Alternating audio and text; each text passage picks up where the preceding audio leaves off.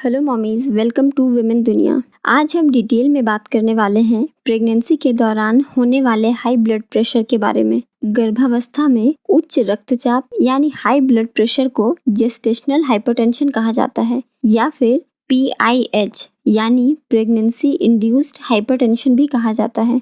अगर आपको कंसीव करने से पहले से ही हाई ब्लड प्रेशर की प्रॉब्लम है तो हो सकता है कंसीव करने के बाद ये थोड़ी सीवियर हो जाए। मेडिकल टर्म में इस तरह के ब्लड प्रेशर को क्रोनिक हाइपरटेंशन कहते हैं। ऐसे में आपको कंसीव करने से पहले प्री कंसेप्शनल चेकअप के दौरान ही हाई ब्लड प्रेशर की बात अपने डॉक्टर से बतानी है और उनके इंस्ट्रक्शंस के अकॉर्डिंग दवाई लेकर अपना BP कंट्रोल करने की कोशिश करनी है। दूसरा है, प्रेगनेंसी के 20वें हफ्ते के बाद अगर आपका ब्लड प्रेशर बढ़ता है तो इसे जेस्टेशनल हाइपरटेंशन कहा जाता है। ज्यादातर मामलों में ये शिशु को कोई नुकसान नहीं करता और डिलीवरी के बाद अपने आप ही ठीक हो जाता है। कभी कभी जेस्टेशनल हाइपरटेंशन की वजह से बच्चे का वजन सामान्य से कम हो सकता है। अगला है प्री एक्लेम्पसिया। गर्भावस्था के 20वें सप्ताह के बाद अगर आपका BP अचानक से बढ़ जाए और यूरिन में से प्रोटीन की मात्रा लीक होने लगे तो इसे प्री एक्लेम्पसिया कहते हैं।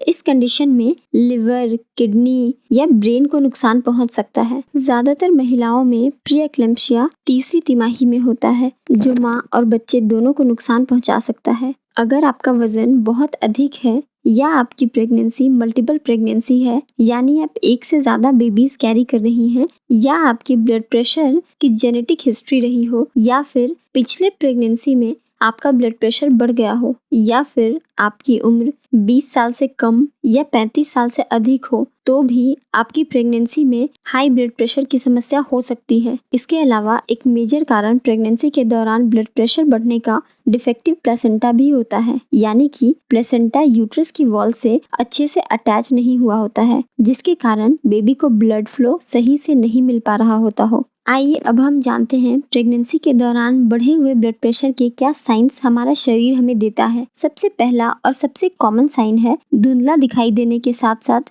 सिर में दर्द होना। दूसरा कॉमन साइन है बच्चे की मूवमेंट में कमी आना। तीसरा है हर वक्त थका हुआ लगना और चक्कर आना। चौथा है प्रेग्नेंट होने के बाद भी बार बार यूरिनेशन के लिए ना जाना यानी decrease in frequent urination. Next है हाथ, पैर, यहाँ तक कि चेहरे पर भी स्वेलिंग होना। अगर तो ये जनरल प्रेगनेंसी के साइंस होंगे तो आपको 1-2 दिन रेस्ट करने के बाद ये स्वेलिंग काफी कम हो जाएगी, पर अगर 1-2 दिन रेस्ट करने के बाद भी ये स्वेलिंग कम ना हो तो ये हाई ब्लड प्रेशर के लक्षण हो सकते हैं जिसे आपको इग्नोर बिल्कुल नहीं करना है और ये बात तुरंत अपने डॉक्टर से बतानी है। इसके अलावा एक बहुत ही जरूरी साइन है प्रेगनेंसी के दौरान आपका वजन जरूरत से ज्यादा बढ़ना।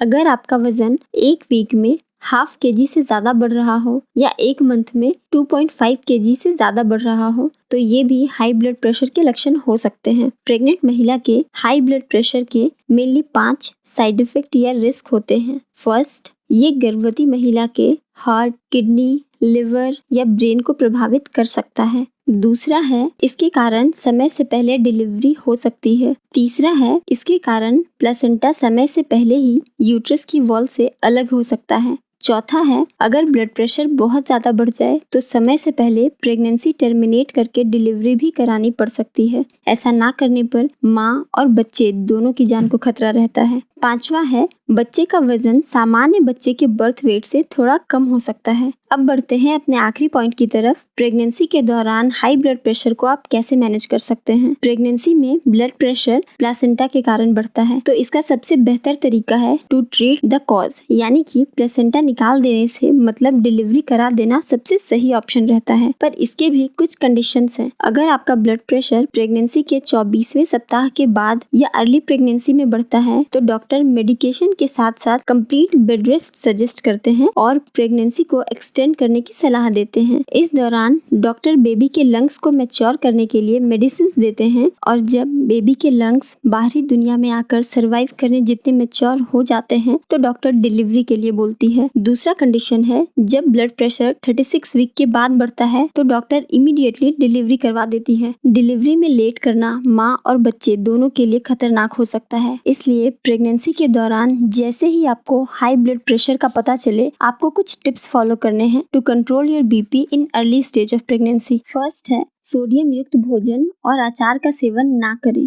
दूसरा है, अगर आपको प्रेगनेंसी कंसीव करने से पहले से ही ब्लड प्रेशर का प्रॉब्लम है तो प्रेगनेंसी में सेफ रहने वाली दवाई जो डॉक्टर आपको सजेस्ट करे उसे पूरी प्रेगनेंसी के दौरान जरूर से कंटिन्यू करें। साथ ही पर्याप्त मात्रा में एक्सरसाइज जरूर करें और 20वें हफ्ते के बाद हर 1-2 दिन में अपना ब्लड प्रेशर चेक करती रहें। आप चाहें तो इसके लिए ब्लड प्रेशर चेक करने वाली मशीन भी परचेज कर सकते हैं। तीसरा है, आपको अपने खाने में पोटेशियम रिच फूड का सेवन करना चाहिए, जैसे कि हरी पत्तेदार सब्जियां, केला, ऑरेंज, एवोकाडो, नारियल पानी, स्वीट पोटैटो आदि। आखिरी टिप है, आपको प्रेगनेंसी के शुरुआत से ही बैलेंस डाइट लेने के साथ साथ स्ट्रेस फ्री रहना है। रात में कम से कम 8 घंटे की अच्छी नींद लेनी है और दिन में 1 से 2 घंटे का नैप लेना है। खूब सारा पानी पीना है, साथ ही एक्सरसाइज जरूर से कंटिन्यू करना है। आई होप आपको प्रेगनेंसी में हाई ब्लड प्रेशर के बारे में आपके सारे सवालों के जवाब आपको इस वीडियो में मिल गए होंगे। अगर वीडियो इन्फॉर्मेटिव लगी हो तो इसे लाइक, शेयर और सब्सक्राइब करना बिल्कुल ना भूलें। Thank you for watching.